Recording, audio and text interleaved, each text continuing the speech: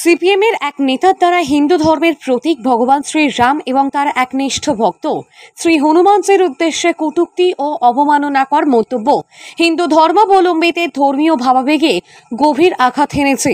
অন্যদিকে কংগ্রেসও তাদের পুরানো অভ্যাস অনুযায়ী মিথ্যা অপপ্রচার ও কুমন্তব্যের মাধ্যমে সমাজে বিভ্রান্তি ছড়ানোর অপচেষ্টা চালিয়ে যাচ্ছে।